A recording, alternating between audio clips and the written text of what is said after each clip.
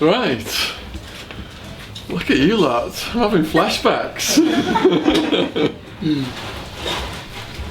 Thanks for coming out this evening, everybody.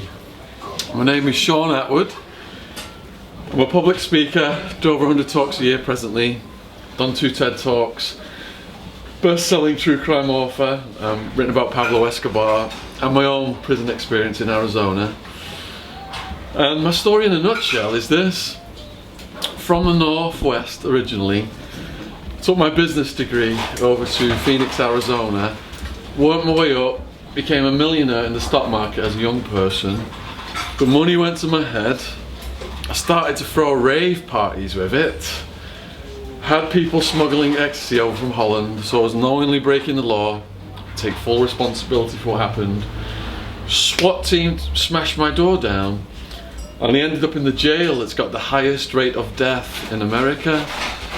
Well, not only the guards, the neo-Nazi Aryan Brotherhood prison gang murdering the prisoners, even the guards are murdering mentally ill prisoners, yeah.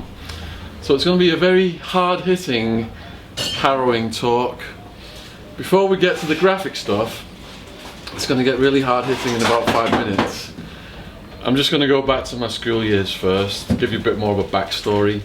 So when I was 14, I chose to do economics in my school, and the teachers really takes me under his wing, got me reading the Financial Times, following the stock market. 16, borrow 50 quid off my nan, double it in BT shares. So I'm telling all my mates in my hometown up north, I'm gonna go to America, make $1 million, fly you guys over. That was my dream. 6th form, A-level maths, physics, economics, and then business studies at Liverpool University. Now, when I graduated, England was in a recession, hard to get a job, but I had 2 aunts in Arizona. They were like, just jump on a plane, come out here, get a job real easy with English accent. So that's what I did. Jumped on a plane with my student credit cards and got a job right away in the stock market. Now, I used to visit Arizona as a teenager, and it dazzled me coming from the Northwest. You know, they'd hear the British accent, they'd roll out the red carpet. When I was 16, my aunt changed my date of birth on my passport, so I was 21, took me out nightclubbing in Arizona, and she's introduced me to all these beautiful American women as Paul McCartney's nephew. So you can imagine that the effect that had on me. I'm like, all right, when I finish my studies in this country, I want to move out here. So, has anyone seen Wolf of Wall Street? Yeah, if you've seen The Wolf, you know stockbroking is just glorified telesales. So day one at the job in America, my boss slaps the phone book down, says you got to call 500 numbers a day to find people to buy shares. Had to be up at 6 in the morning, cold calling all day long. First couple of years I wasn't any good at it. Running out of money on my student credit cards. I was down to living off cheese on toast and bananas at one point. Worried I was going to have to come home. But 5 years in, I'm the top guy in the office, grossing over $500,000 a year. Got me on staff, secretary, cold callers. I'm only in my 20s and I've got enough money to retire. Put that money into tech shares, they shot up. That was how I became a millionaire. But I also started to throw raves. Now, this goes back to when I was still a student in the UK. Something happened to me before the rave scene that years later I had to go deep inside myself to try and understand the root cause of what me got involved in drugs. So I was a teenager, just passed my driver's license test, went up to fill my mum's little red car with petrol, and these 4 drunks started to behave abusively towards me. I thought it was brave to stand up to them. It was a mistake. They were like big guys in their 20s, rugby player size. So they got me on the floor, started kicking me, and all I could do was curl up in the fetal position. One pulled out an iron bar, smashed me in the face, knocking pieces of my teeth out. I started to see stars and my whole body went warm and numb. So again, I can't get out of this situation. I'm just in this fetal position and my body gets so warm I can't feel the pain anymore. So my brain is thinking, they must have stopped hitting you, this is good, they must have stopped hitting you. So I opened my eyes, but they were still hitting me. I couldn't understand why I couldn't feel the pain. And then I'm thinking, these guys aren't beating you up, this is what dying feels like. It was almost like I could feel my life slipping away. I wasn't dying though, I was just going unconscious. So I woke up in a pool of blood. They smashed my car windows. My vision was blurred, but I did manage to drive home. Parents took me to hospital. All that was broken was my teeth. That's why I got these veneers on my teeth still to this day. So I was going through anxiety as a teenager anyway, and after that incident, it was worse. I wouldn't go out and dance. I was too self-conscious. I wouldn't go up and talk to women. And then the rave scene started in this country. News headlines every weekend, young people breaking into airplane hangars, warehouses, wearing all this crazy coloured clothing. My mate out of Manchester says, come and check this out. I tried ecstasy, and all my stress and tension just melted away. Now, unfortunately, drugs became my crutch. For over 10 years, yeah, I was the life and soul of the party, but that's because I was high. I didn't think I was an interesting enough person to be around unless I was on drugs. And I just got deeper and deeper and deeper into that lifestyle. I started throwing house parties at first. I've got the most money, showing off, buying everybody drugs, just giving it away for free. And then my greed took over. I saw the business potential of it, applied my business studies knowledge to it, and it ended up at the peak of it. I'm running a multi-million-dollar ecstasy ring. I've got about 200 people working for me. I've got relations with the Mexican cartels and the Mexican Mafia. And my competition at this point is Sammy the Bull Gravano, underboss of the Gambino crime family, the head of the, that was the head of the 5 Italian families out of New York. He'd murdered almost 24 people. Sammy the Bull's son later told me on in prison, he'd been dispatched one night to kidnap me from a nightclub and take me out to the desert. And the only reason we've missed those guys is because my mate, we'd had to leave that place in a hurry, and you know, the Gravano crew just missed us.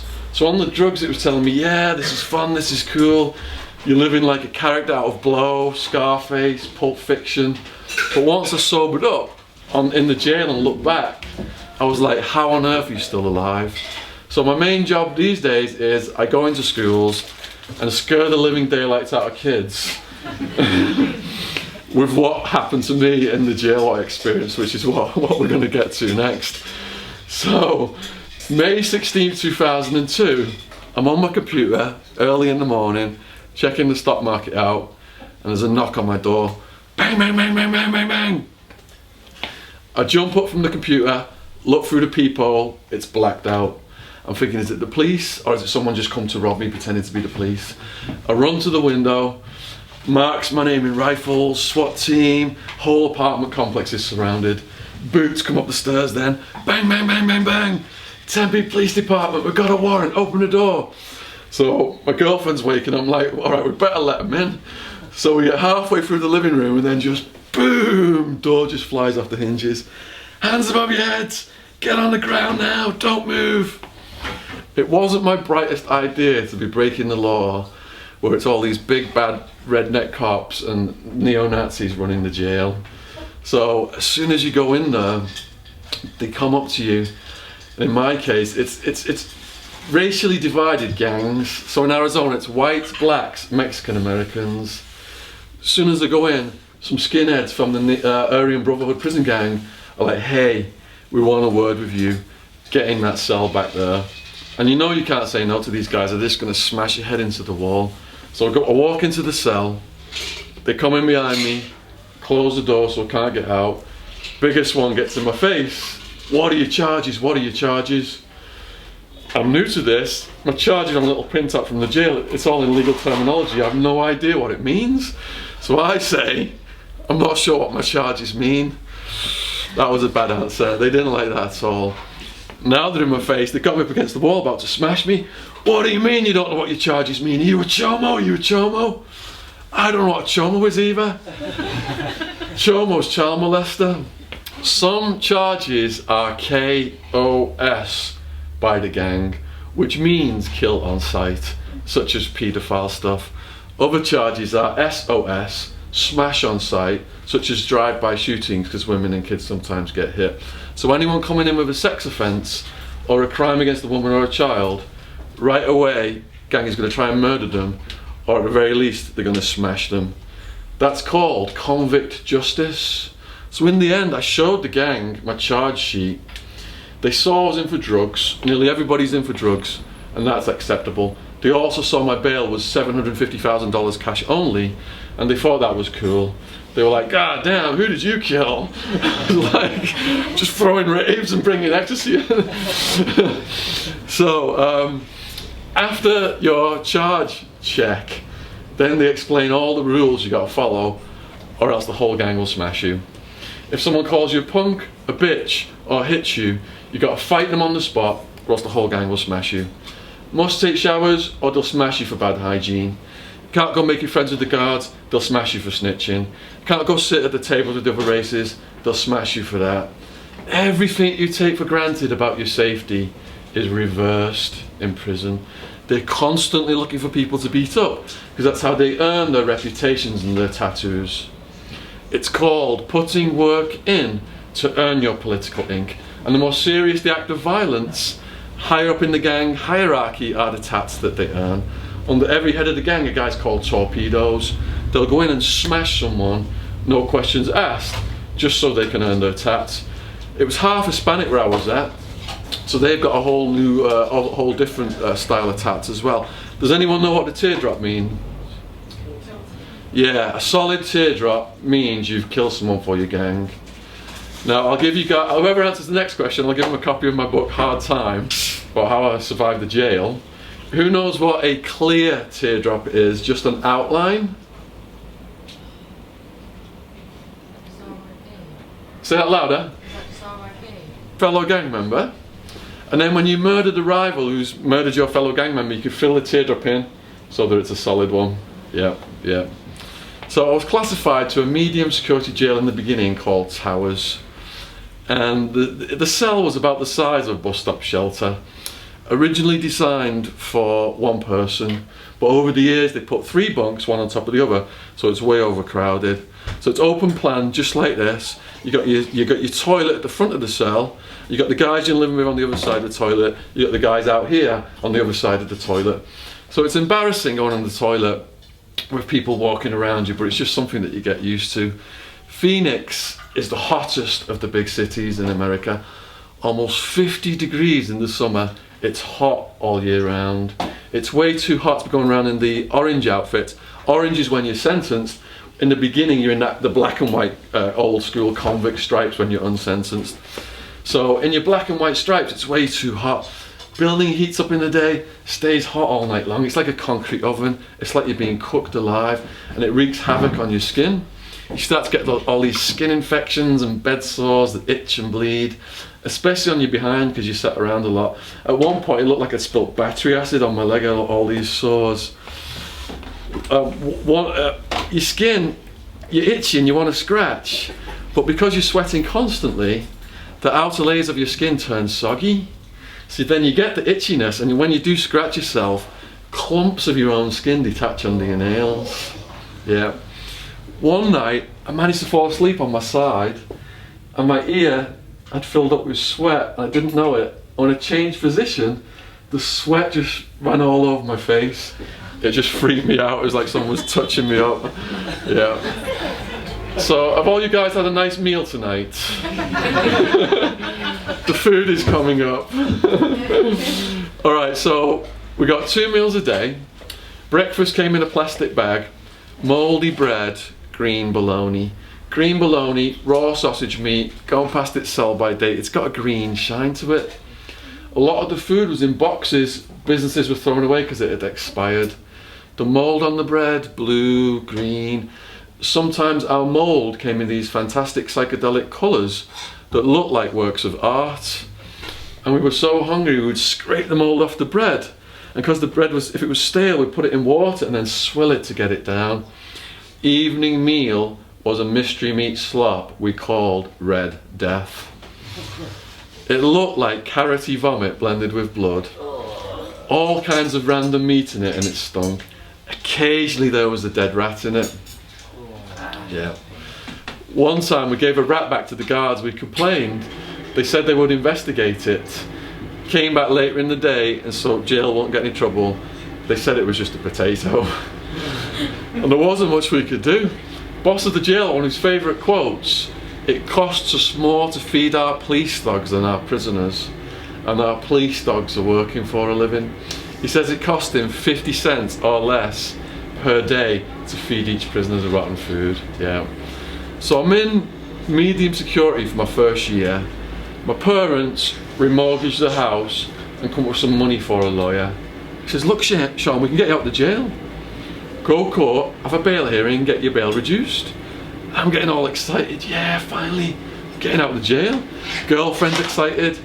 All my local family's up in court. Uncle, ex-police officer, speaks on my behalf, offers to put his house up and supervise me. Seems to have gone really well, except prosecutor's trying to make her name off my case. She sabotages the hearing. The judge doubles my bail to $1.5 million cash only. When your bail goes over $1 million, you're reclassified from medium security over to maximum security. So it was about 2 in the morning when I walk into my cell in maximum security.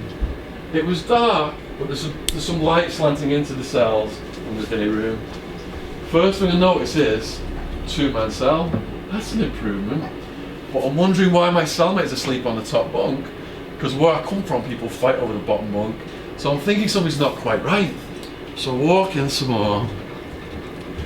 Something drops off the ceiling and bounces off my shoulder. Like, what was that? And I look at the walls and the ceiling, and it's like I can see a swirl effect. So I'm thinking my eyes are playing tricks on me at this point. So I put my face right up to the wall to see what's going on. And it was covered in American cockroaches. Oh. Yeah, yeah. I got used to the violence by now. Trying to get to sleep with these guys crawling on me. Wow, I was losing my sanity at this point. You go 4 or 5 days with them crawling on you, you can't sleep, and you start to see imaginary cockroaches and hear imaginary voices. So 8 at night was locked down. All the prisoners go back to the cells. Guards lock the doors. 10 is lights out. The cockroaches knew when the lights were about to go out. They would line up in the cracks in the walls with the antennae sticking out, doing this little movement like an army waiting to invade. As soon as the lights went out, they would just flood the room. Now you got a choice. You could wrap a sheet around you so you look like the mummy, leave a breathing hole. It does keep them off you, but it traps the heat to your body. And like I mentioned, you've got all these bleeding and itching, skin infections and bed sores. The trapped heat makes it so unbearably itchy you can't possibly sleep. So you end up just throwing the sheet off and letting them crawl on you. Fortunately, they don't bite. They start out tickling your feet, your legs. To this day, if anyone tickles my hands, I flinch because I woke up so many nights and tickling my hands. They get on your face, nose, mouth. They love going in your ears to eat your earwax. It's like honey to them. Is anyone in here asthmatic? Any asthmatics? I had a neighbour who was asthmatic, wakes up one morning out of breath, grabs his inhaler, takes a blast, psh, shoots a live cockroach inside himself, starts freaking out saying he can feel it move around inside him, throws up, and somehow it's stuck inside him and it won't even come out. Even in the daytime, there was so many on the tables in the day room. The prisoners were doing cockroach races, gambling on the winner. And first thing in the morning, the fellas would come out of their cells with plastic containers they'd put peanut butter in to trap them during the night, and they'd empty all the dead ones into the trash. It didn't matter how many we killed, they owned the building. Now, there was another threat from the insect world that also came out during the night that did bite. Is there anyone in here that doesn't like spiders? We had tarantulas as big as my hand out there with big hairy fangs, but the tarantulas were friendly and some of the prisoners made pets out of them. We had the black widow out there, which was potentially deadly, but they stayed outside the building in the darkness. They didn't come in and bother us. There was a spider called the brown recluse. Recluse because you never see it. It comes out at night looking for food. You roll around in your sleep and you touch it and it just gets you little pinpricks on your skin. And you might wake up next day and think, no big deal. In the following days, the pus starts to come out and the venom eats into your flesh, down to the bone on some occasions, and causes what's called a volcano lesion. There were guys in the jail who'd been in shootouts, and these spiders were putting bigger holes in people's bodies than bullets. Now we'd take these guys to the guards and say, look, they need medical attention. And the guards would always say, it's the policy of the jail not to treat insect bites. You put yourself in here, you deal with it. So we did try to deal with it. One I assisted in, the guy who'd been bitten, was a 20-stone Mexican-American guy, and it looked like a baseball of yellow plasma was trying to come out of his back. We designated a prisoner as a doctor. It was a Russian guy, he'd been in the military, said he knew how to dress wounds. And we collected the little salt packets that come with the evening meal, the Red Death. So in the day room, big guys, arm locked, the guy had been bitten on either side to hold him steady. The Russian comes up behind him and starts massaging this wound. All this pus is running down his back. And I'm helping mop it up with the toilet paper. This is going on for about 10 minutes, the pus coming out. The big guy's almost fainting. Sweat's dripping off his ears and his chin. He starts dragging everyone across the day room. We need more guys to hold him! And people were jumping on. When all of the pus was finally out, what the Russian guy did, said the best thing he could do for him was put salt on the wound to reduce the bacteria. Yeah. So I'm not saying prison should be easy here, but I've got videos on my YouTube channel right now of the guards murdering mentally ill prisoners. One prisoner, Brian Crenshaw, was actually classified as a partially blind shoplifter. The guards pulverized him, broke his neck, severe internal injuries. He went into a coma and died. Scott Norberg was a mentally ill man wandering a neighbourhood. They brought him in. The guards started beating him and electrocuting him with taser guns. A female guard said, "Stop beating him, his face has turned blue." They pushed her off, they kept beating him. Inmates in the holding cell started to yell, "Why are you still beating him? He's already dead." And even after that, they continued to beat the corpse, turned blue and everything. Yeah. Both of those cases were caught on camera. The family members sued in court for that footage to be released. And they had to be awarded compensation. What do you guys think the boss of the jail, Sheriff Joe, did to the guards that were found responsible for the deaths of those prisoners? You're going in the right direction. Yep, gave him promotions and pay rises. Prides himself on being America's toughest sheriff. Because of all the human rights violations, he was at war with Obama, and he was saying to Obama, "I'm elected in Arizona and do whatever I want." Students protesting the human rights stuff chained themselves to his building. He had them all arrested and thrown in the jail. Yeah. So I've got a bit of a rebellious nature. I'm thinking something's got to be done about this, but I didn't know what. And I asked the guard how they got away with it, all the human rights stuff. He said the world has got no idea what's really going on in here. So something clicked in my head. Now, blogs were just starting to get in the news back then. I think Salem Pax, the Baghdad blogger, was writing about the Americans were dropping bombs and what it was like on the ground there, and it was in the news. And my dad had read it, I think, in The Guardian. So we had this idea to start a blog out of the jail. Now, my mum knew about the guards murdering the prisoners, so she didn't want me to do it. So in the end, we called it John's Jail Journal, so it didn't have my name attached to it. And I couldn't write these things down and put them in the mail because the guards can open the mail. So with a tiny little pencil sharpened on my door, I started to write everything down. My aunt visited me in maximum security on the weekends, and I hid what I wrote in legal paperwork and stuff like that, and gave it to the guard, because I was in visitation in maximum security. You're behind a plexiglass screen like this, and you can't actually pass anything to your visitor. So I hid these things. The first time I took it up there, I thought he was going to look through them and see them. But the guards are trained to look for contraband, syringes, drugs, cash, so we didn't notice stuff that was written down. At the end of my visit, my aunt smuggled it out of the jail, typed them up, emailed them to my family in the north, and that's how my blog, John's Jail Journal, started. Now, the first blog entry was called Deep Shit because the water hadn't been running for 3 days in the jail. And the toilet that me and my cellmate sleep next to, the mound of crap had risen above sea level. So my cellmate is holding a poop in because he doesn't want to go on this mound of crap. But on the 4th day, he just can't hold it in any longer. So I'm going to read you what I wrote down about what happened here. So my cellmate couldn't hold it in any longer. He pinched his nose and lifted the towel from the toilet. Repulsed by the mound, he said, "There's way too much crap to crap on, dog. I'm going to use a bag."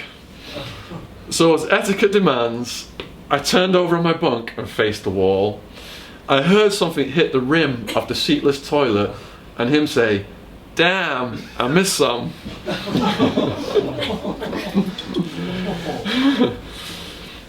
There was no water or anything to clean the piece off the rim of the toilet, so it remained forming a crustacean. We were hoping to be allowed out to dispose of the bag until the guard announced, "There's no one coming out for showers and phone calls. We've got to get 120 inmates water from an emergency container." The water came back on in stages. In our toilet, its level slowly rose. "Oh no," I said. "It's about to overflow and we're going to be stuck in here with sewage all over the floor. One of us needs to stick his hand in the crap to let the water through. And you're the closest, dog." The brown soup was threatening to spill from the bowl, so I put a sandwich bag on my hand. "I can't believe I'm doing this," I said, plunging my hand into the mound. The mound took the bag from my hand. Almost up to my elbow in sewage, I dug until the water level sank. "I owe you one, dog. It's your turn next time." Because the tap water hadn't come back on, I couldn't wash my arm. Not wanting to contaminate anything, I sat on a stool till the guard let us out for showers hours later. Yeah. So, second year in the jail, prosecutor saying every time I spoke about drugs on the phone carries 5 to 10 years, 20 plus charges. If I go to trial and lose, they could stack my 20 plus charges up to a maximum 200-year sentence. 200 years. I saw people get decades in Arizona. I saw one guy get 200 years. So if you're overseas, be aware every country has different drug laws. There's a lady I work with, her story was featured on Banged Up Abroad as well. Sandra Gregory, school teacher, went to Thailand and she got sick and she was too embarrassed to call her parents for money for a flight home. "I know, I'll just smuggle some drugs out and make that cash." It was heroin in plastic. She swallowed it, it was in her stomach. No way was she going to get caught, it was in her stomach. At the airport in Thailand, she was selected for an x-ray. They spotted it, she was arrested and sentenced to death. Our government got involved and lobbied on her behalf, and lawyer came into it, and she did manage to get her sentence reduced. She served almost 10 years. She transferred back to the women's prison in London. She thought that would be much better, and she said she regretted doing so. It was worse psychological torture than being in a jail cell in Thailand where she was sleeping on the floor next to 20 plus women. Yeah. So I doubt you guys are going to go and try and smuggle some drugs out of Thailand, but here's something that perhaps you don't know about. A young person in Surrey told me his holiday story. He was in Thailand, in a house, police come in, no drugs were found. The police made everybody give pee samples. His pee tested positive for weed he smoked weeks earlier in this country, and because of that he got arrested on the spot and he got stuck in a Thai jail for months on end. Possession of drugs in some of these countries now includes drugs in your bloodstream. if they get your pee off you or your blood and you test positive, you're arrested just the same as if you've got those drugs on your person. Yeah. Now, the blog went on to attract international media attention to that jail, and it was closed down a couple of years later. But that sheriff was running 6 different jails, so a lot of that horrible stuff was still going on. After I got sentenced, I ended up getting a plea bargain for 9.5 years because we got a high-priced lawyer. Basically, if you don't get a high-priced lawyer, then you never get out. And that's why they pick on the people from the poorest neighbourhoods. They're just like fodder for these private prisons out there. Private prisons get $50,000 a year of taxpayers' money per prisoner. The highest arrest category back then, when I was getting arrested, was possession of weed. Almost 1 million arrests a year, filling these private prisons up. This is why America's got 1 in 100 adults in prison right now. The racism is completely off the scale. 1 in 20-something adult black males are in prison right now. I saw black kids and Mexican kids get 2 to 5 years for joints of weed. I was there when a war hero got sentenced, the black guy, Vietnam vet. He'd won a Purple Heart, all these awards for bravery. He'd been shot in the head by a sniper. Supposedly, for the country he loved so much. I was there when he got sentenced. Prosecutor said he's an unemployed black man. He was in a nice new car. There was some crumbs of cocaine on the carpet. He must be a drug dealer. The judge was like, bam, sent him away for almost 10 years, just like that. Yeah. So my activism now tries to continue to expose this stuff. Because I hadn't cooperated with the authorities, the prosecutor played a number of dirty tricks on me throughout my 26 months remand period. My second year in, my girlfriend was visiting me 3 times a week. She was my lifeline. So they charged my girlfriend with a prescription pill found on the day of the raid that didn't have a written prescription next to it, which is a class 6 felony. Co-defendants can't visit co-defendants. So they criminalised my girlfriend just so, to break me down psychologically. So when I did finally get sentenced to 9.5 years, the prosecutor's farewell to me was, she accidentally put my 9.5 years down as 34 years on the paperwork to the state prison system. Yeah. So I was fast-tracked to Supermax, which does house the most violent, dangerous prisoners, including death row. My neighbour's a serial killer. My cellmate is a Satanist. He's got a satanic inverted pentagram tattooed on his forehead, and for murder, part of a cult that's doing human sacrifice and drinking blood. And he was actually very nice to me. He just read a book about Leonardo da Vinci and he gave it me and we discussed it, and I never had any problems with him whatsoever. He liked my English accent. Now, it took 3 or 4 months for my sentence to get fixed to what it should have been. I get moved over to medium security. So I'm thinking, Supermax to medium, these guys have got to be a bit softer. But the guard who moved me decided to play a prank. He put me in with my new cellmate as a serial home invader torturer. This guy's breaking into houses of drug dealers, tying them up and taking hammers to their kneecaps. Welcoming statement to me: I've got a padlock in a sock, I can smash your brains in while you sleep, I can kill you whenever I want. 2 things you look forward to the most are your visits and your mail. He knew my family was flying 5,000 miles to visit me for Christmas, so we got his mate, this 20+ stone biker gang member, to attack me just when I'm going to this visit with Mum and Dad. I have no idea this has been planned. I'm just walking this visit happy as can be. Big guy sneaks up behind me in this crowded corridor, bam, starts kidney punching. All the prisoners stop to see my reaction, because gang rule is you must hit back or else you're a punk and everyone's going to prey on you.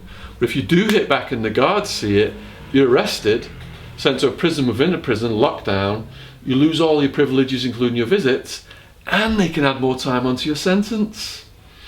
But if you don't hit back and you're a punk, you're going to spend the rest of your time in there cleaning people's toilets, performing oral sex, and getting rented out as a prostitute. So, what are you going to do in this kind of a situation? You've got no choice but to hit back. I started throwing some kicks and punches. It was like hitting a big bag of cement. And this guy was trained in kickboxing. He smashed me up, knocked me down. I go to visit all injured.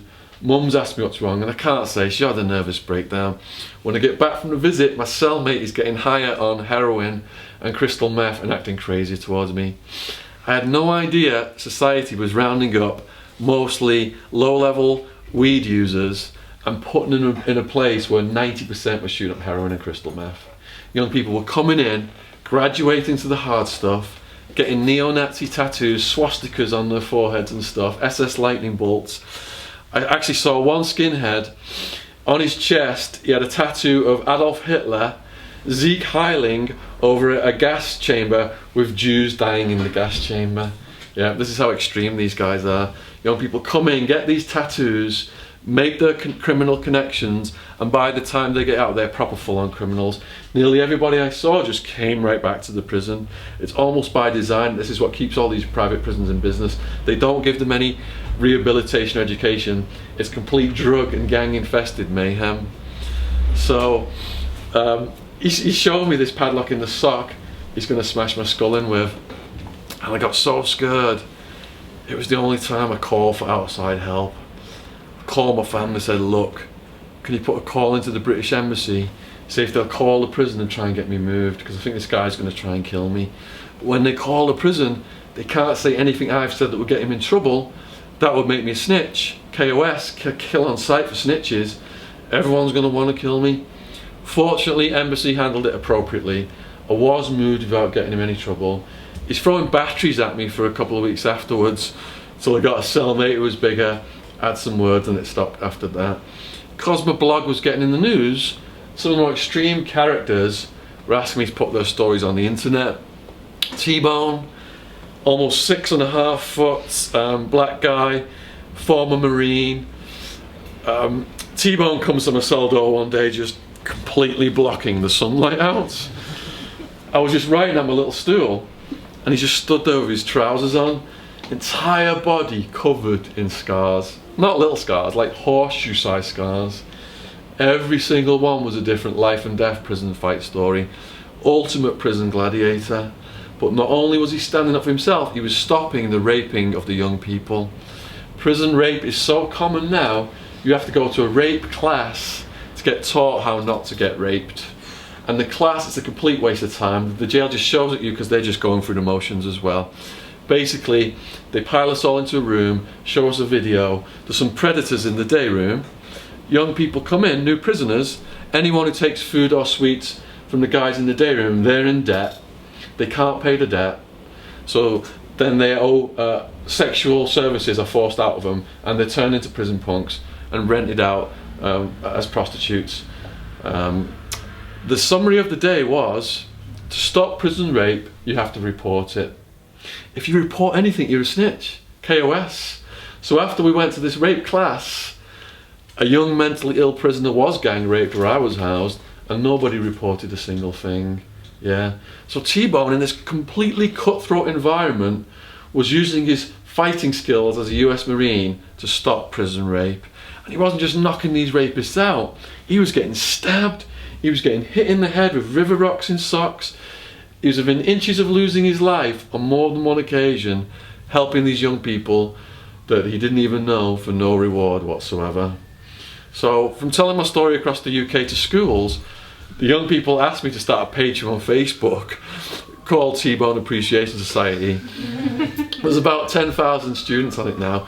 He doesn't have internet. I print out his wall, mail it to America, and he said the highlight of his day is reading all these questions and comments from the UK students. And it was when he gets released, he can come out here, he can get his passport and do some talks with me. So if you are on Facebook and you've got a second to give it a like, T-Bone Appreciation Society. Now, Frankie was a Mexican Mafia hitman who was in for murder for hire. He beat that case because all the witnesses disappeared. The Russian guy who I assisted when we were squeezing the pus out of the spider bite wound, he was a champion chess player. A lot of these Russian Mafia guys are champion chess players. And later on, Frankie was even better than this Russian guy, and we used to play chess all the time. Now, Frankie was a frisky fellow. He looked like the gangster from Goodfellas Casino, Joe Pesci. Is that how you pronounce his name? Yeah. He was like a real life Mexican American gangster version of him.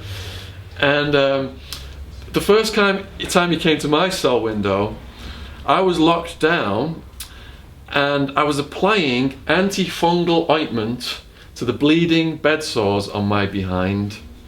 So he looks in the window and sees this, me bent over basically, and then he disappears, and a few hours later I get this love letter shoved under my door, proposing we have a gay prison marriage, and he says he was I'm looking forward to shampooing your hairy arse on our honeymoon in San Francisco. So all the way through it, I've got this guy hitting on me. He's trying to get us to play strip chess. And he wants me to do naked yoga. Yeah, but I managed to not. There's all kinds of sex stuff going on in there. And they said that after 5 years, receiving oral sex from a transgender prisoner is actually considered straight, and you will be doing that. But I did have a lady visiting me at the time, so I managed to restrain myself. Yes. Right, so Frankie, he got released, and I got a letter from him, and he's back inside now. He says when he beats his case, he's going to get his brother's ID and move to London and set up shop with me, so we'll see what happens. Right, we're getting to the most graphic part of the whole talk, which is about my friend Zena. Zena, 6.5 foot, charismatic, transgender. I'm going to refer to Zena as she, because it's disrespectful to call the trans prisoners he. So when Zena first came in, she didn't look like she did when I saw her, just tall and got curves and stuff. She was big, clicked up with the Aryan Brotherhood gang. As a debt collector, she was weightlifting and stuff, and it's blood in, blood out with these gangs. They use people up and they brutalise them. And in Zena's case, she was gang raped multiple times. Now, I was writing a blog to raise awareness of prison rape, so Zena was telling me her story as content for this blog. So I said, what happened? The first time was a gang rape. They beat me up, knocked me unconscious, raped me while I was unconscious, and shoved things inside my body.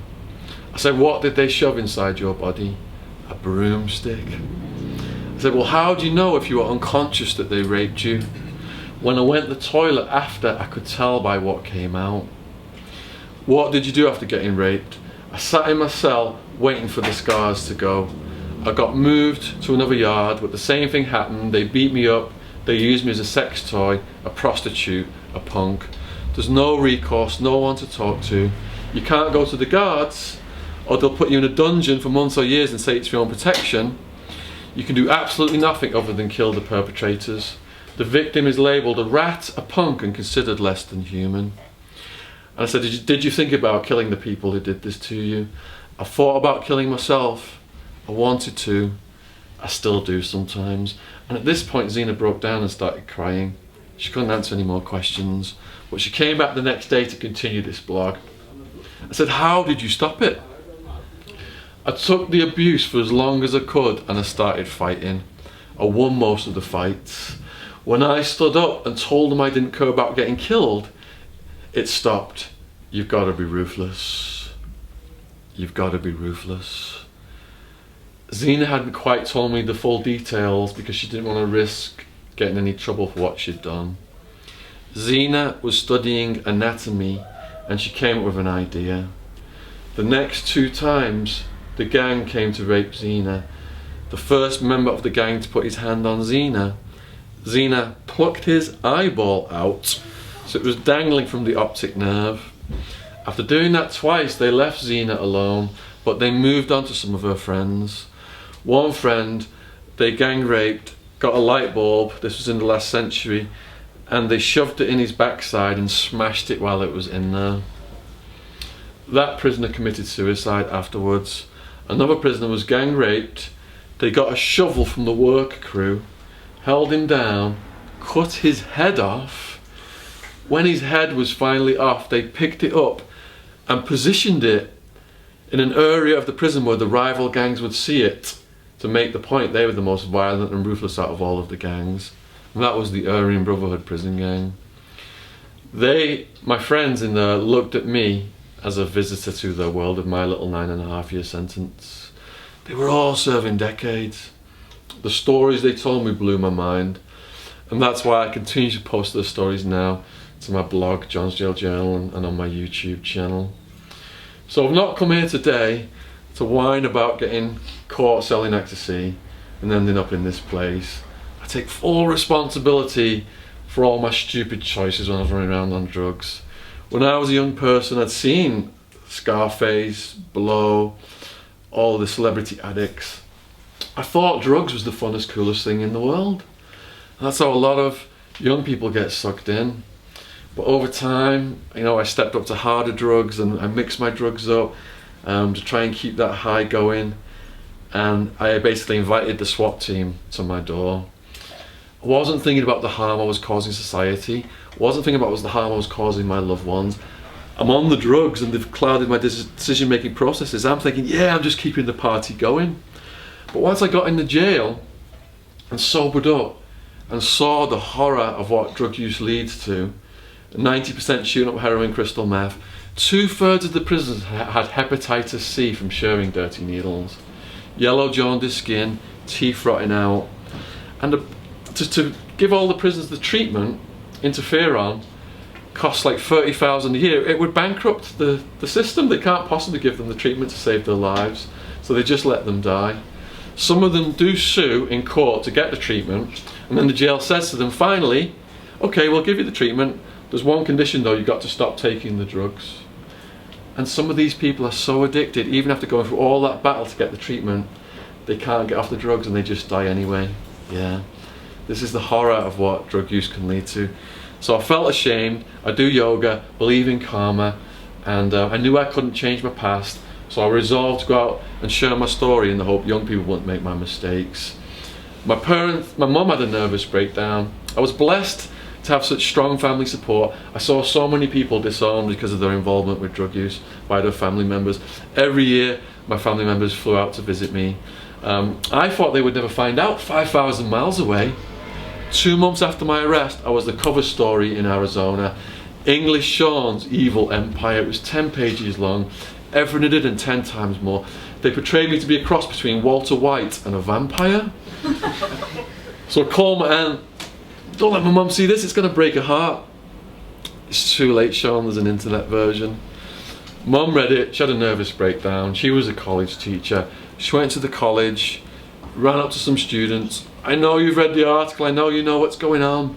They didn't have a clue what she was on about. Dad had to get her from the college, and she's been on and off medication to this day. I do talks across the country and I stay at my parents' house. I can still see the hurt and pain on their faces that have caused them. People say, Shaun, you've lived this wild and crazy life, is there anything you would change? As well as regretting putting people on that road of drug use that causes harm to so many, I want to take that hurt off their faces, but I can't. It makes me sick to my stomach. I've got to live with that for the rest of my life. Right, we're going to take a 15-minute break, so we'll reconvene at 22, and then we're going to go over to the questions and answers section. Thank you for all your interest so far, thank you.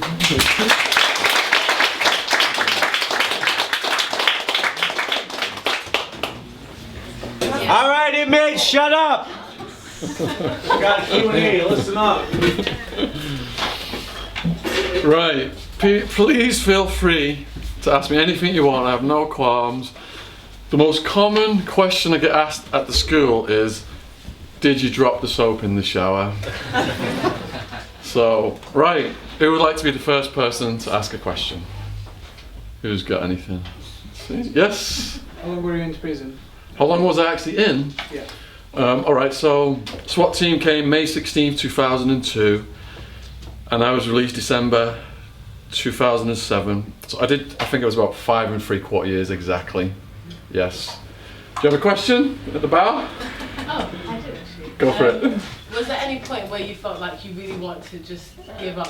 'Cause Yeah. there were so many points I felt like I would have given up. So. I generally don't add the suicidal thoughts thing to my talk because I think it sounds self-pitying, and I put myself in there.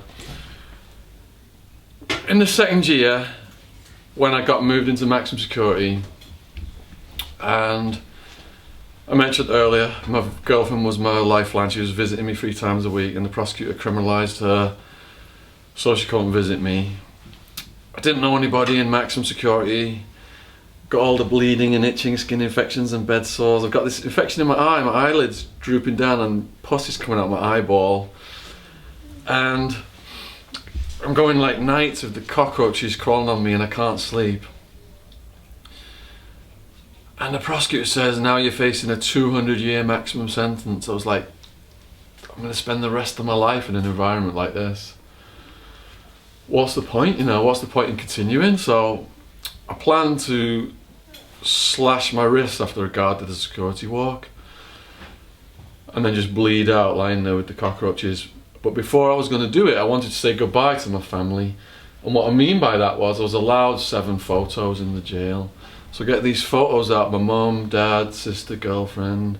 I started to get really sad thinking my mum's going to get a call saying your son's just slashed his wrists in a foreign jail. And to be honest, I started crying and I couldn't bear the thought of putting my mum through that. And that's what stopped me from doing it, you know.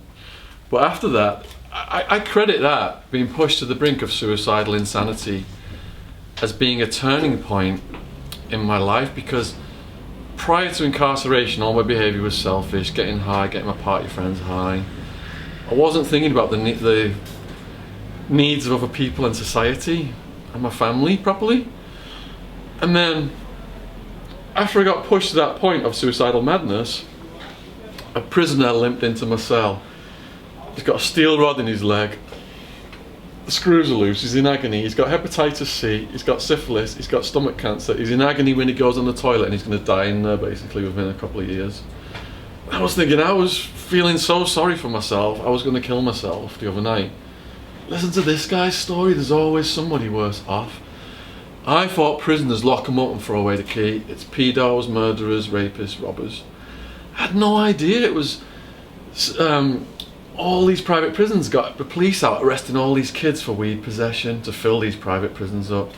The average prisoner was just a young person getting busted with a little bit of drugs. Not making excuses for dealers. Dealers like me deserve to be punished when they harm society. So a third of them couldn't even read or write. Didn't have the advantages I had in life, a good education, strong family support. It made me feel doubly guilty for committing my crimes. Hearing their sad stories, thrown away as kids, raised on the street, molested, seen parents murdered. And these are why these young people ended up getting on the drugs, because they're so traumatised they take the drugs because they haven't got the tools psychologically to deal with it. And what does society do then? It rounds these people up, puts them in a place that's got the hardest drugs, treats them like animals, so the stress goes through the roof, and expects them to get out of jail and behave like model people, and it just doesn't work. Yeah, we're following, like we do with everything that comes out of America, we're following the prison system. We're just 5 to 10 years behind. They tried to build the biggest kids' prison in the Western world in this country last year. It was going to get £70,000 a year of your taxpayers' money per kid. They estimate half of young people experiment with drugs, they can fill it up with drug offenders all day long. It went to House of Lords, and one of the Lords said, you seriously want us to build the biggest kids' prison in the Western world? Is this something this country is going to be proud of? And they shut it down. But there's some politicians and corporations making so much money off this, they're still trying to get it pushed through. Yeah, so it's just a shame that we're following the American method. Yeah. Right, next question. Yeah? It seems remarkable that you've been through such an extreme torture over so long, and you turned out so well and so meditative now. Yeah. Can you tell us a little bit about how you managed to find the mental strength to get through and sort of maintain your sort of cognizance and your ability to do this normally? Right. What he asked was, how did I get the mental strength to get through this situation? And I would credit a number of things. I credit strong family support.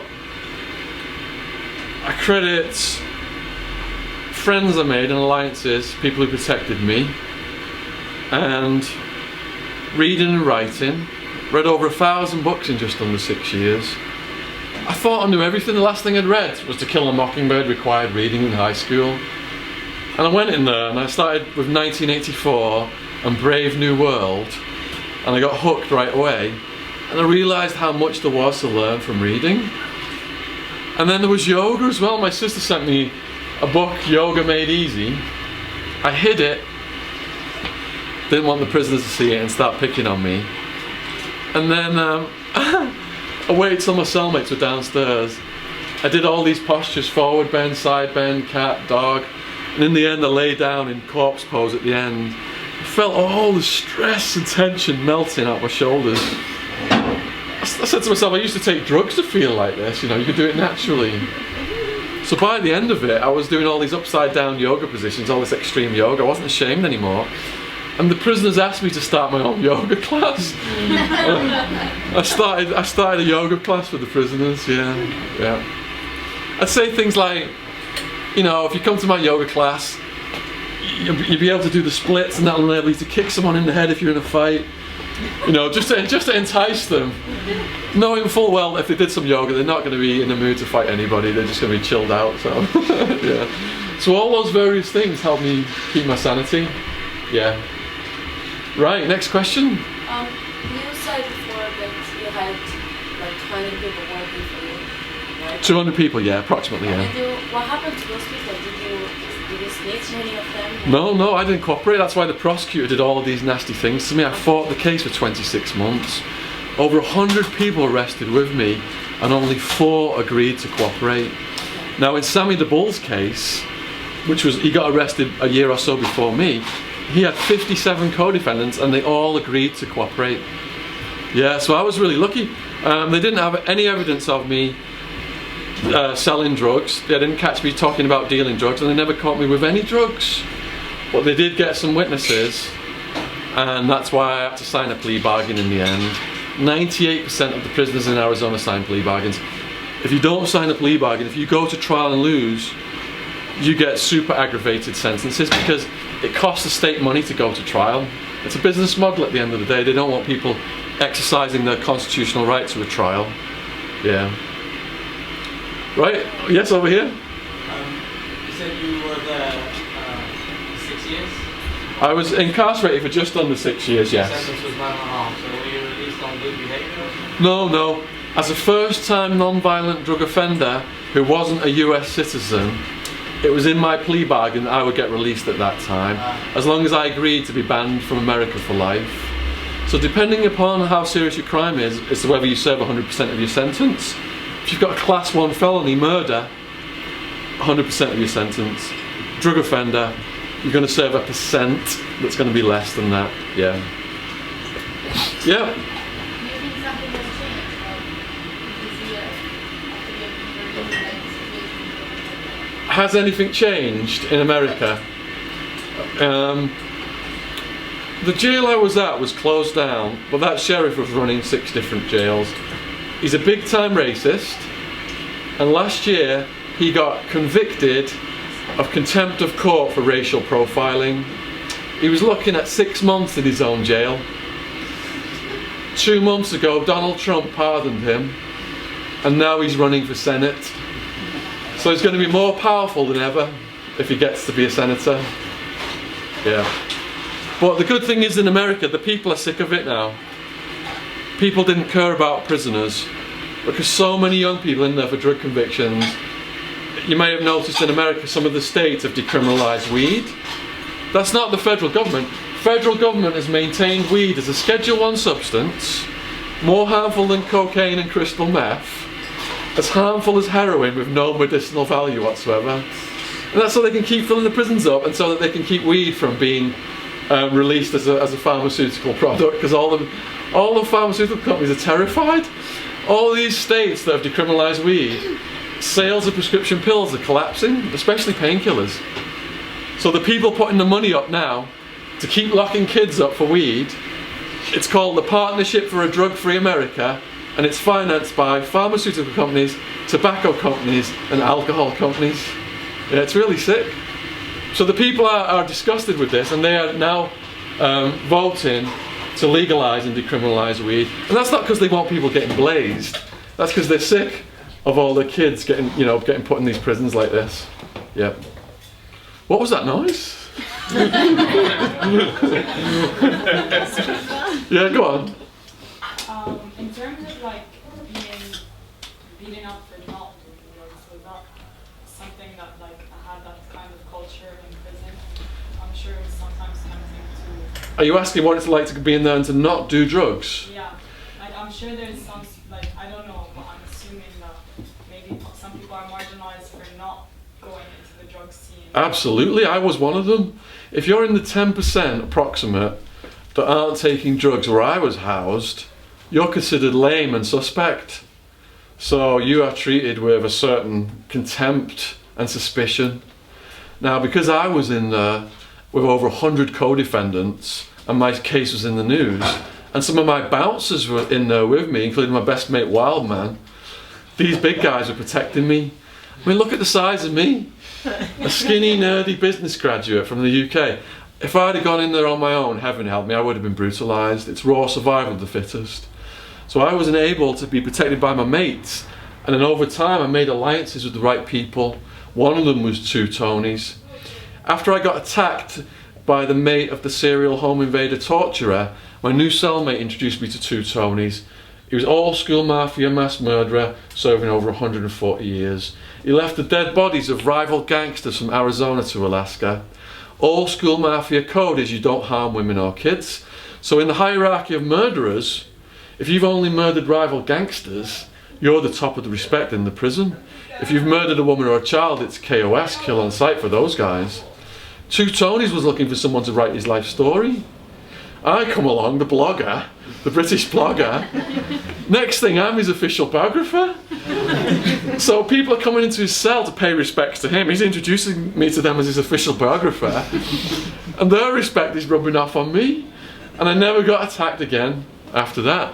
So on my YouTube channel, I do a lot of prison survival advice videos. And one of the main things is to make alliances with the right people. If you're going into prison, don't be running your mouth, lay low, find out who's who. Those big tatted guys coming up to you, you might think they're running the place, when really it's some old man like two Tonys, like Uncle Junior, up in some cell, keeping to himself, and he's the shot caller. So yeah, it's interesting how the dynamics work. Right, next, yes? Yes. How long did it take to recover mentally after you got released? Like How long did it take me to recover mentally after my release? Are you saying I'm recovered? no, just asking. Huh? I appreciate that. Alright, when I got out, my mum said I was like a puppy dog following around the house waiting for orders for about the first 6 months. I was institutionalised. Even when I got on the plane, my release was convoluted because I was getting deported from America. Anyone seen that movie Con Air? Yeah. Nicolas Cage, they're all chained together, the prisoners on the plane, federal marshals guarding them, you can't go up and use the loo or anything. So I was on Con Air for a few days. Then they put me on a regular flight from LA to London. They put me on first so I wouldn't skirt the passengers. I took my handcuffs off and everything. All the people get on. After being around sweaty, hairy men for 6 years, I could smell the women's perfume and the alcohol and all this stuff. But the mistake I made was, because I'm institutionalised, I put my hand up and asked a female member of the cabin crew permission for me to use the toilet. She's like, you don't need to ask, the toilet's right there. And I'm going all red and attracting attention to myself. And then when I got home, there's some videos on YouTube actually of me hugging my mum and stuff, and at Heathrow Airport, I've not slept in days, I'm all stubbly. And my sister showed me a smartphone, explaining what texting is. And I'm all confused. So yeah, I was in that state of confusion for about 6 months at my parents' house. I'm on the dole now, and they're just trying to send me to these job interviews for telesales and stuff. I'm telling them I've got a criminal record, and the dole's like, you've got to stop telling them you've got a criminal record, you're never going to get a job. So yeah, it was really weird. And it was about a year before I felt psychologically ready enough to move down south, and I live with my mate in Guildford. It was like almost 2 years before I felt ready enough to do a talk at a school. I was so scared. It was Bishop Stortford College, like year 10, I was so scared of these kids, I couldn't even eat my breakfast. For the entire hour, I paced like a prisoner in a cell at the front of the room. All this raw, nervous energy crackling off me. I was soaked in sweat at the end of it. And I got out and I called my mum and said, look, they must have thought I was a lunatic. I'm not cut out for this at all. And then I'm depressed, I'm on my bed, can't get a job, you know. And then the school contacted me back. They said, we get professional public speakers in all the time. Our kids have really voted your talk highly. And would you come back and do another one? So that got my confidence up to the point where I'm doing over 100 a year presently in the schools and colleges, yeah. Right, next question. Yeah. Do you think there's any countries that get the penal system right? Are there any countries that get the penal system right? If we want to reduce reoffending, I would say two major things we could easily do to do that. Number one would be to follow the Scandinavians, or even Portugal or Holland are closing prisons down right now because they've got spare capacity. In Scandinavia, they give them job skills, they give them educations, and they rehabilitate them. But whenever we try and introduce anything like this here, the newspapers will say, paedophiles getting job skills at taxpayers' expense. And then the politicians are so scared of losing votes, they'll shut it down. So it's a vicious cycle.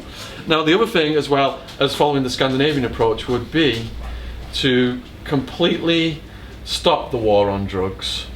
Because why were prisons built in the first place? Why were the police started by Robert Peel in the first place? To stop person A harming person B. If you go back thousands of years, crime has been defined as murder, robbery, rape, where person A hurts person B. And then towards the end of the last century, that suddenly changed with the introduction of statutory drug laws. Prisons became warehouses for low-level drug users. Now, say you get a kid who's got a joint of weed and put him in a prison. Who's that kid hurting? Himself.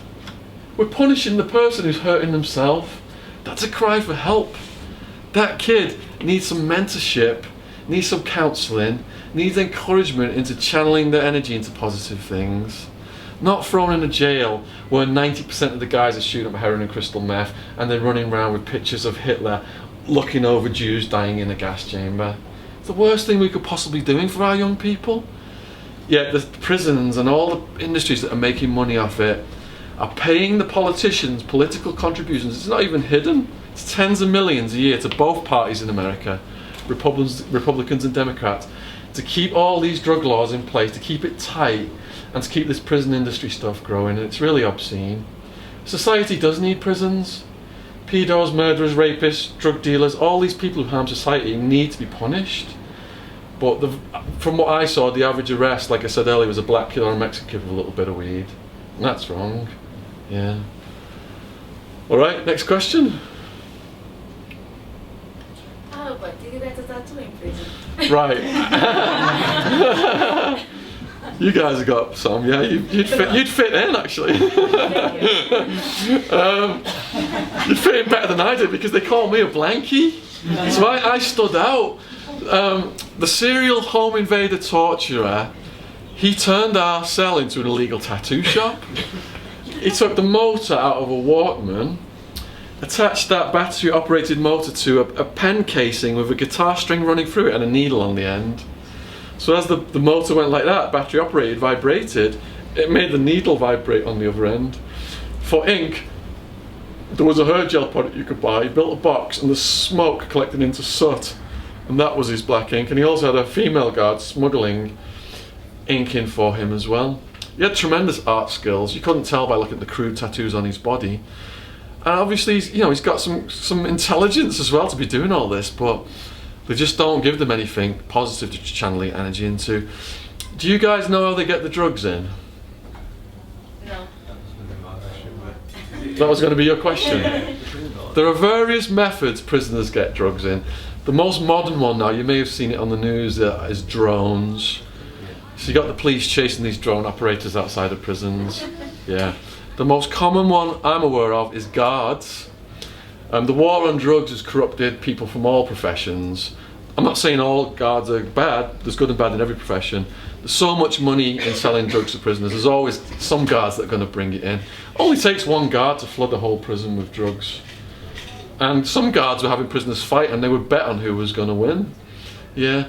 Now, another method is, in lower security prisons, like minimum or medium, you can actually come and sit at a table in visitation with a prisoner. So a visitor might bring a baby, drugs are in the baby's nappy, wrapped in plastic. They sit at the table, prisoners distract the visitation officers, and while they're distracted, the drugs are extracted from the baby, passed under the table, and the prisoner shoves them in his behind. The word for it in America is called keistering. Now, most prisoners are involved in storing contrabands in their behinds because you're constantly strip searched. Contraband means drugs, syringes, cell phones, cash, weapons. After every visit, you got to get completely naked. You got to get completely naked as soon as you get arrested. They give you the same search as well. So the guard is stood a couple of feet in front of you. He tells you to go like this, completely naked. Looks in your mouth, looks in your ears, looks in your armpits. You have to raise your man parts. Then you've got to turn around, bend over, spread your buttocks wide open and cough. And they're looking right up your backside to see if you're smuggling anything in. Now, the people who specialise in smuggling are called mules. They pride themselves on how many packages they can store inside themselves without them peeking out during these strip searches, and they get paid a percentage of what they bring in. There is also a foreskin search for drugs. Yeah. So the first time I'm in the strip search room and the guard says, pull your foreskin back, I'm like, what? Are you serious? And I say, what do you think's going to be under my foreskin? There's definitely no weapons under there. And it's like drugs, you know, they get drugs under the foreskin. So, yeah, it takes a lot of getting used to just pulling your foreskin back and having a guy just like kind of like crouch down and stare at your helmet. and you just got to stay there until he's finished Peter gazing, they call it, in the prison. A lot of Peter gazing goes on in the shower as well. There's a lot of gay play. Now, I'm lucky because I got to prison after the finger wave had been ruled unconstitutional in federal court in the Arizona prison system. And the finger wave was in the strip search room. They stripped you out, made you do all the search I just said, then put the rubber glove on, had you bend over and shoved a finger in your arse. Yeah. And what happened was some prisoners were getting raped and sexual assaults were occurring, and it ended up with a load of court cases, and it got ruled unconstitutional. A lady wrote to me, and her brother was in prison in Japan, and they didn't have the finger wave out there. They stuffed a glass rod into your anus to see if you were storing anything in your anus, and when it came to the Japanese strip searches. Yeah. So again, be careful overseas. Yeah. Right, next question. Anyone else? Did you get a prison nickname? My prison nickname was England. Yeah. And my name in the rave scene was English Shaun, and my other name was the Bank of England. Yeah. Yeah. Yes, over here. How did they pay for the drugs and stuff? They had to smuggle the money first. Right, so she asked how are drugs paid for. So there's various methods of payment. Now, if it's a very small transaction, you have what's called an inmate account. Your family can send some money to the jail and it'll get credited to your inmate account. And you can spend, for example, where I was housed, $20 to $30 a week on store items. You don't actually go to a physical store. You get a list, like a shopping list, and you tick what you want, and then they deliver a store bag to your cell. So say I owe you like so much for drug money, and then you could give me a list of store items I could buy for you to pay that debt if it's small. If it's a bigger debt than that, if it's in the hundreds or thousands, most violence in prison revolves around drug debts. It's the priority of the gang is to keep the drugs flowing. That's how they make their big money. That's why they don't want riots. If two prisoners are fighting, they don't want people jumping in. They want those prisoners to squash the beef and life to continue, because if there's a riot, the jail gets locked down for days and it stops the drug business. Yeah. So if I've got a big debt and you're my dealer, I settle the debt by what's called street to street. So I contact my girlfriend on the streets and tell her, look, you got to go to this person out there and pay this person so much money, and that would be your friend or your partner or whatever on the streets. So my person on the streets pays your person on the streets, and no money even enters the prison system. That's how they settle the bigger debts. Yeah. Why weren't you moved back to UK? Why didn't you fight? Why didn't I move back to the UK? Because to get a transfer back to the UK prison system, you can only initiate that transfer after you've been sentenced. Now, I spent 26 months fighting my case, wouldn't cooperate, and it was going on and on and on and on and on. So I couldn't start that process. Now, once you do start that process, it takes 2 or 3, 4 years for it to go through all the levels of bureaucracy. I was at my release date by then, so that is why I never started that process. Yeah. What happened to your girlfriend? Right. What happened to my girlfriend? I'm going to spoil the love story in my book now. And Hard Time is my book about this in much more detail. You can actually download it for free at my website, ShaunAttwood.com, if any of you guys want much more detail. But I'm going to spoil the love story now. So, in the second year, I mentioned earlier that she got indicted for a prescription pill to stop her from visiting me. She could no longer visit me, so that connection wasn't there, and I could feel the strain in her voice on the phone. And she turned to alcohol and got depressed, and it just got to the point where I knew she didn't want to be with me anymore. It was like she was really miserable every phone call, and I knew what was coming, and I had a choice. I could either fight to stay with her, which would have put her through more suffering, or think out of the belief that I loved her, it was going to be hard to let her go, but to let her get on with her life and to be enjoying her life and not being punished because of what I did. My brain was torn to bits, and in the end, I realised I had to let her go. And after that conversation, I was crying. I got off the phone crying. You can't let people see you crying in prison. So I got on my bunk and I turned against the wall like I'm reading and just pretended to turn these pages, and I was just like, everything goes through your mind about all the happy times you went through with your partner and stuff like that when you're in a breakup situation. Yeah.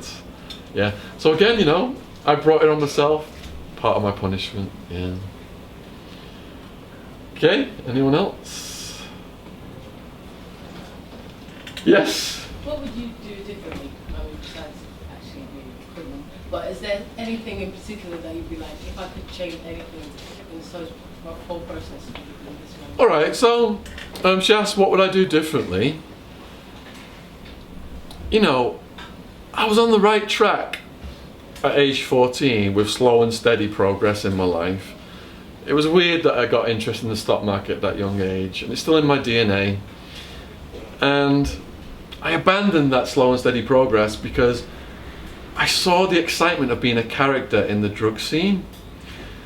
Being the man, having your bouncers running around at a party, thousands of people coming up and hugging you and thanking you for your ecstasy. It made my ego as big as the Grand Canyon. That attention was more addictive than the money and more addictive than the drugs.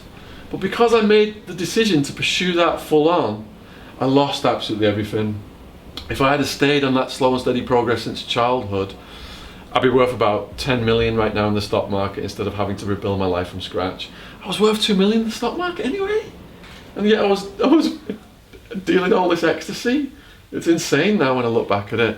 And if any of you guys are interested in the stock market, I've read hundreds of books on the subject, and there's one book in particular that will teach you a method to buy shares that are going to go up. My email contact is at my contact box on ShaunAttwood.com. Send me an email, I'll send you a link to that book. If you want some investment advice, I've got most of my money now in Canadian cannabis shares because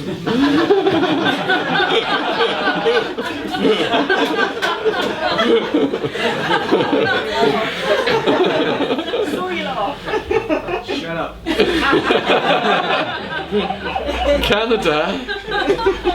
Canada has gone full on legalization. So basically all these countries around the world that need medicinal cannabis, they're all buying it from the Canadian producers, and it's become the fastest growing industry in the world is cannabis. This isn't about getting blazed, some of it is, but there's also all the medicinal side of it. These kids with seizures, cancer patients, there's all kinds of medicinal uses. And I've written a whole series of books about the war on drugs and researched this thoroughly. The very first weed laws were introduced in America because the pharmaceutical companies didn't want people growing free medicine in their own backyards. Yeah, and we've just got a massive extension of that now with Big Pharma. It's really sad. And they sold it to the public 100 years ago through racism. The early drug czar, Harry Anslinger, said to the public, a black man or a Mexican on weed or cocaine will want to rape every white woman in sight. The major reason to make drugs illegal is their effect on the degenerate races. Yeah, he recruited William Randolph Hearst. He was like the equivalent of Rupert Murdoch back then, and they put a story out, and this is on the cocaine side of it. They said that a policeman shot a black man in the heart, but because he was on cocaine and he had superhuman strength, he didn't die. The police got so scared across America, they demanded higher caliber guns and bullets so that they could kill black men on cocaine who had this superhuman strength. Yeah.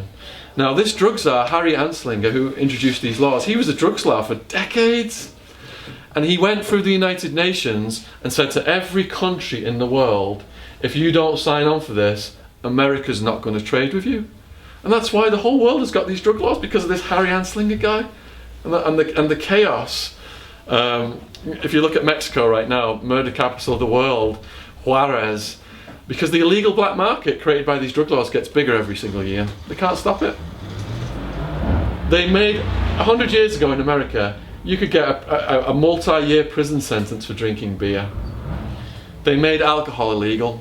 And the black market got so out of control, Al Capone and all these guys running around with the machine guns, the gangsters made the highest concentrate liquor, alcoholism, all the crime around it went through the roof. So after 10 years they stopped alcohol prohibition. Exactly the same thing has happened with drugs, but they've just not stopped. They've just let it keep going. The knife crime in London, a lot of that is to do with all the money being made by the drug gangs. If they went back to handing the drugs over to doctors and stopped this black market, the gangsters wouldn't have $500 billion a year, they estimate, at the lowest, for them to run wild all over the world, doing all these dangerous, murderous things. Mexican cartels right now, they're more powerful than small countries, and I had some business dealings with them. The old school mafia, they didn't harm women or kids. The Mexican cartels now, they'll kill your entire family, kill the dog, film it and put it on the internet. Yeah, so again, it's all a function of the war on drugs and drug laws. All right, anyone else got anything? I have one more question. Yeah, go for it. I'm glad you're here. Yeah. Did you have the need to hurt someone in prison for survival? I got in about half a dozen situations in prison, physical situations. Like, you asked if I had the need to hurt someone. Like to hurt, like killing. Self-defense you're talking about. Yeah. No, nothing ever escalated to that level. Okay. You know, I'm a people person. They loved it that I was English. Okay. They'd be like, you're a goddamn limey cousin from across the pond, you know the Spice Girls, you know the Beatles. And I'd be playing it up. I was going around saying jolly good at one point.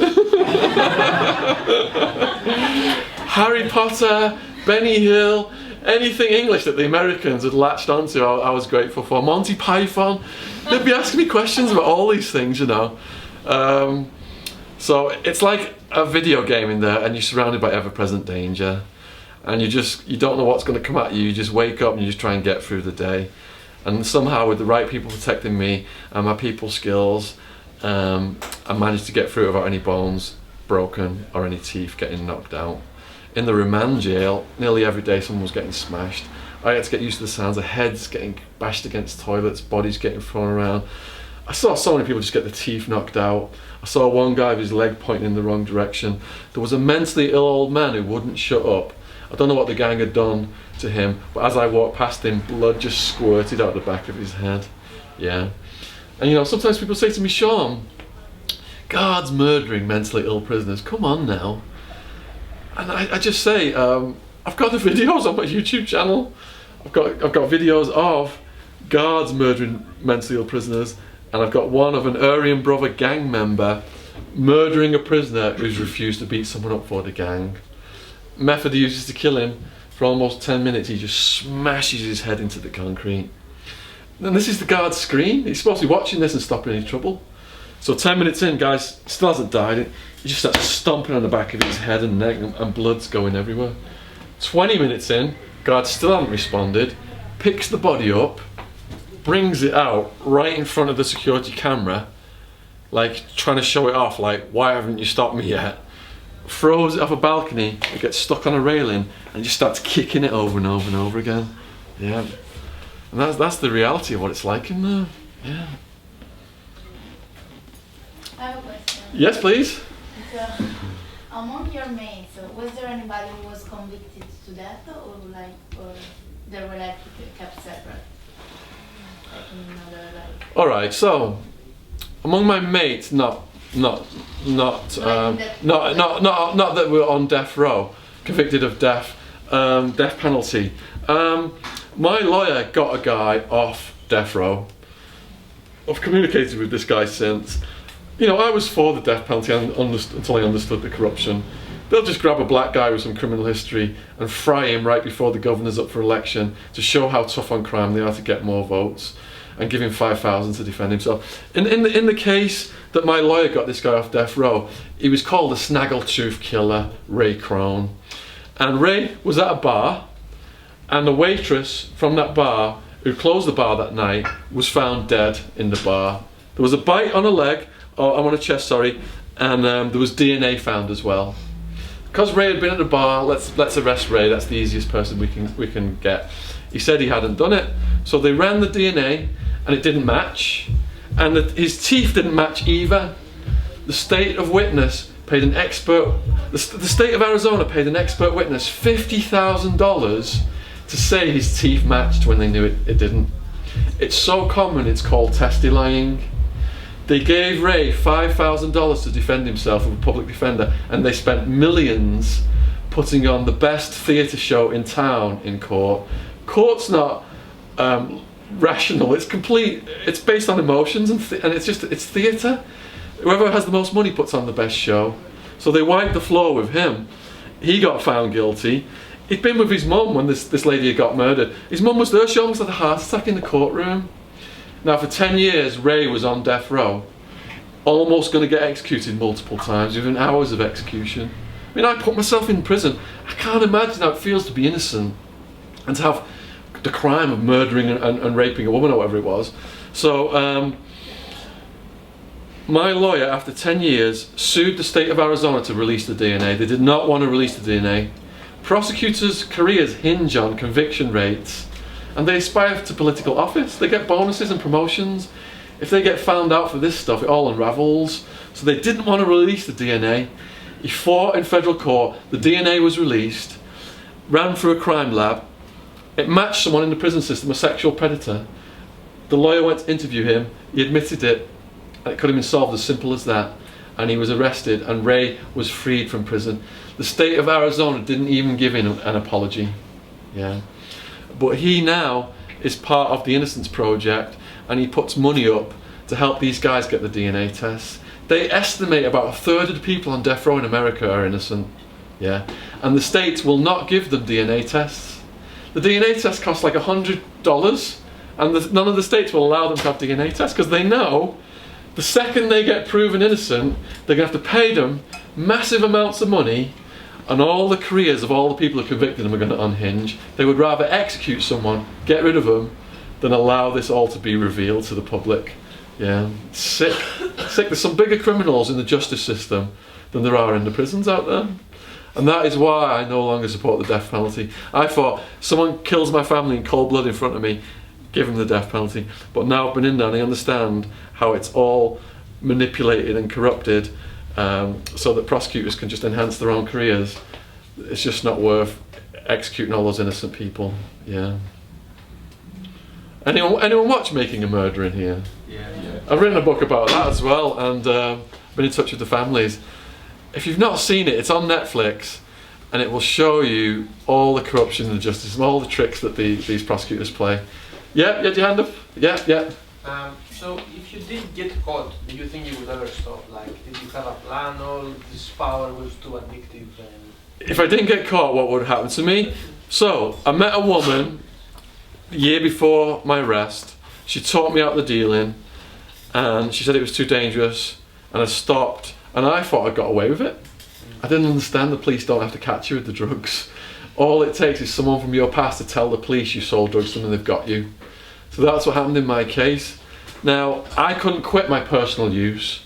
I hadn't addressed my demons and gone deep inside myself and figured out what was going on. It took my introspection in prison, the psychology and the philosophy and the therapist to help me get to understand that.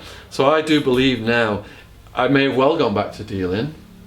I would have probably continued to get high, and you know, who knows what I put my head in the lion's mouth so many times. Who knows what would have happened to me? I might not have even been here. My friends who in Arizona, the ones who continue to do drugs, every year I get another message from a mate out there saying another one of them's died. In the last 6 months, 2 of them have died. One was high on Xanax and he was walking along. He passed out while he was walking, hit his head on a countertop and died. And the other one had been on a drugs and alcohol rampage, and he was found, his face had turned blue, foaming at the mouth, and he just died from this rampage. So I probably would have ended up like one of my friends, yeah. Okay, anyone else? Get affiliated or backed or aligned with any gang in prison? Did I get affiliated with any of the gangs? To get affiliated with the gangs, you have to put work in. And that means stabbing people and beating them up and earning your tattoos and all that. So I was trying to avoid all the drugs, the drama and the violence. Now, if you're a certain race, when the head of the race says to me, for example, there's a white boy meeting, get your ass in cell 7, if I don't go, I'm going to get my teeth knocked out.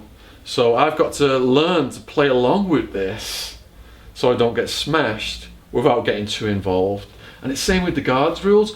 When you go into prison, there's the gang rules and there's the guards rules, and they're often in conflict. In the beginning you're terrified, you're going to make all these mistakes, but over time you learn to play around all these rules and try and liberate it, or whatever you want to call it. And, there's all these horrible things going on around the world, and you know, I just take it as it comes.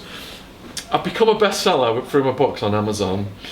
I did owe my parents almost 100,000 in legal fees, so I'm slowly paying them that back off, which has accelerated since my book sales have been up. And I'm just really happy with the way things are going. I've set up my own publishing company, doing over 100 talks a year, and get to speak to tens of thousands of young people a year. Must be in the hundreds of thousands now that I've spoke to.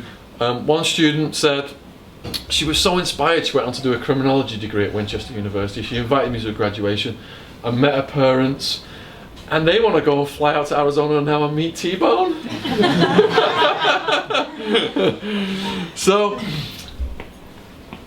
I'm a natural entrepreneur, and I'm convinced that I'll have good successes in my future, but I don't put the stress on myself anymore of thinking this has got to happen in 5 years, this has got to happen in 10 years.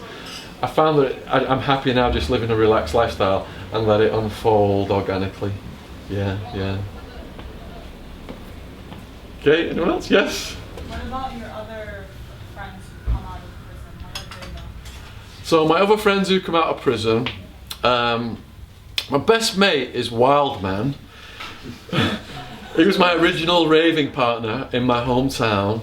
He's a good man to get arrested with. He's like 26 stone, his nose is pointing over here.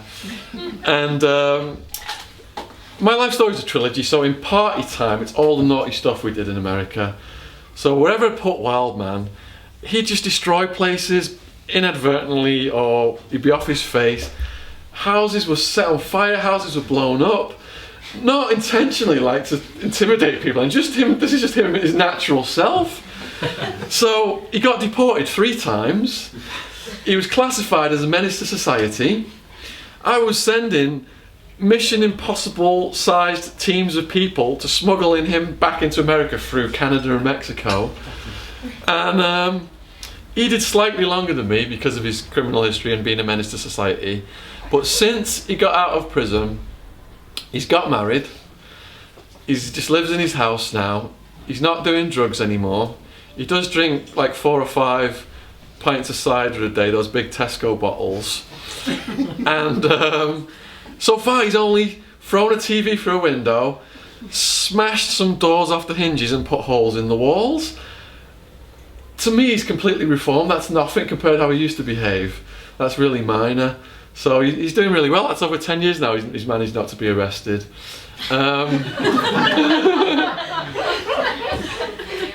He threatened to kill a neighbour, but he didn't actually hit him. He's not hit anyone as far as I know. Yeah, Wellman's doing great. And then my other friends out there, some of them have settled down and got jobs. Some of them are still in the drug scene. And like I said, those people, every year get a message saying another one of them's died. Yeah. Yeah. Was there another hand up a minute ago? Yeah. Do you miss anyone from prison, like friends you made inside? You know what? Other than people you went in with? As much as people came out of the blue to hurt me, people came out of the blue to help me. And I do miss some of those characters. Sadly, 2 Tonys died in 2010 from liver cancer from his own drug taking. By the end of things with 2 Tonys in the prison, he said to me I was like the son that he'd never had. And the day I said goodbye to him, we both had tears in our eyes. Yeah, so you do form some intense bonds with people in prison. I think if a situation is really stressful, you kind of develop this gallows humour and you really bond with those people.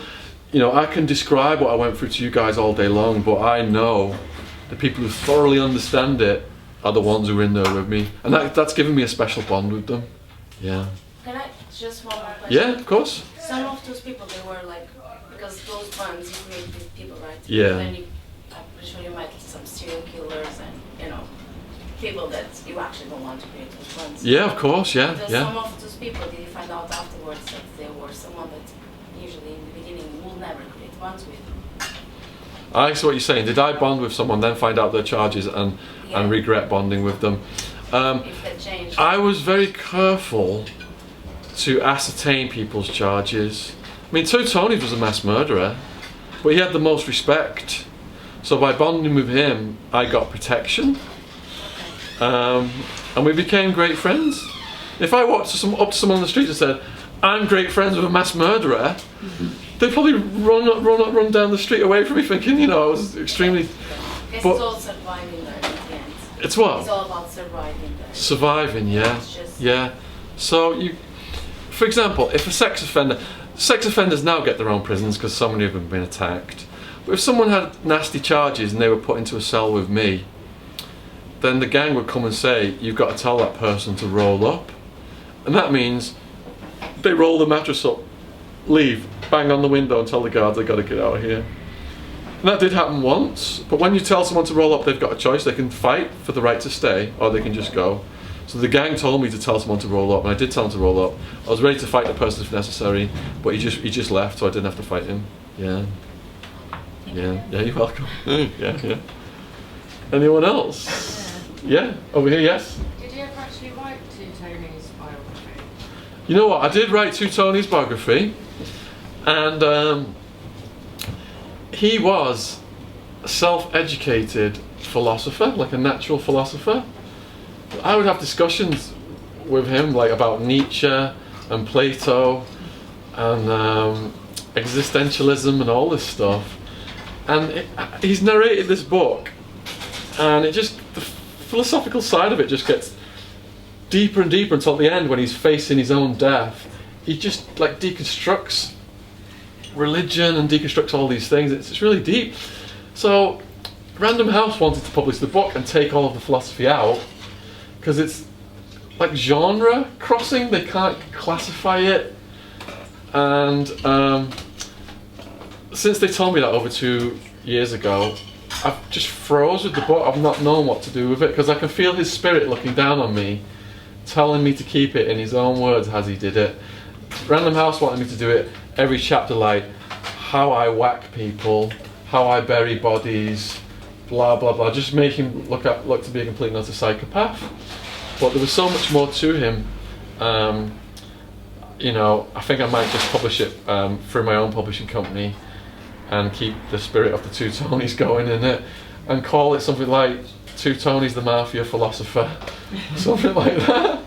Because there has been some unusual books about philosophy, like Zen and the Art of Motorcycle Maintenance, Sophie's World. You know, if I can get it up with the ranks of them, that would be great. Yeah. Okay, anyone else? Yes? Were there any nice guards that you remember? Any nice guards? Yeah. I'm not saying all guards are bad. The nicest guards were the newest guards. Guards would come in with helpful looks on their faces, and they'd be friendly, but after 6 months, most of their faces would be turned to stone. Now, prison has such negative energy. It just saturates everything and everybody. I'll give you an example. A journalist in America wanted to write a story about Rikers, famous prison, and he asked the prison if he could go in to do this, and they said no. So he thought, alright, I'll outsmart them, I'll get a job as a guard. So he's working in Rikers at a guard, he got accepted, and he's going home writing all these things down, what's going on. After 6 months or a year of working at Rikers, that energy broke him down so negatively, he was going home and being abusive to his wife and kids. Yeah. So if you're in an environment where, you know, someone could just come up behind you with a shank at any moment, and all the prisoners are trying to get one over on you, and they're trying to get the drugs in, and there's all this cat and mouse stuff going on, and you're on the front line, it really messes with your head, and it can change you. It can change your behaviour in a dramatic way. Yeah. And that's what happens to the new helpful guards who come in. Most of them, they either quit or they turn to stone to cope with that. Yeah. Okay, anyone else? Do you watch any like prison dramas? And Yeah. That's great, that's shite. I love prison dramas. I mean, if you ask anyone what's their all-time favourite movie, most people say Shawshank Redemption. I hosted a TV show on Channel 4 called Prison Night, where we voted, prisoners voted for the the favourite prison movie, and it was Shawshank as well. Brilliant. And I think Shawshank appeals not just because the movie's arc, the story arc is so tight, also it's like the classic, the prisoner, he transcends the environment. You got the evil warden, gets his comeuppance at the end, and he, you know, the prisoner transcends his environment. So it's great. In terms of realism, things like Prison Break, you know, Teabag. Anyone familiar with Teabag? Yeah. Yeah. You meet booty bandits. That's the word for them in prison. Booty bandits, like Teabag. These stereotypes are based on real people. I'm trying to think what prison stuff would be most realistic. Right, a movie just came out in recent months called Shot Caller, and it's I think it's like a stock market guy actually, gets in a car crash, he's with his wife and his friends, and his friend on the back seat dies, and he goes into prison, and he's terrified, and he's with the new arrivals, and this skinny black guy, who's showing the most fear out the new arrivals, the black gang, when he looks over in the night, the new guy, the black gang rape this skinny new arrival.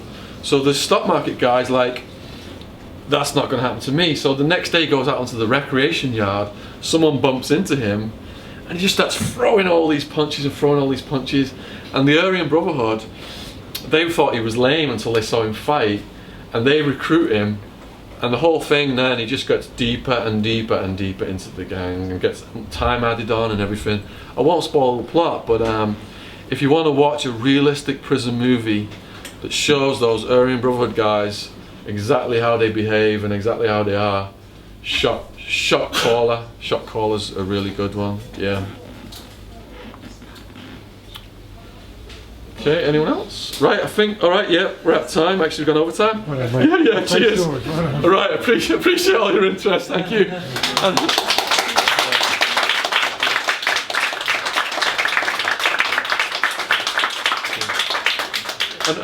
Funzing have asked me if you would be so kind, if you enjoyed tonight, to leave a review as well. Thanks. Thank you. Thank you.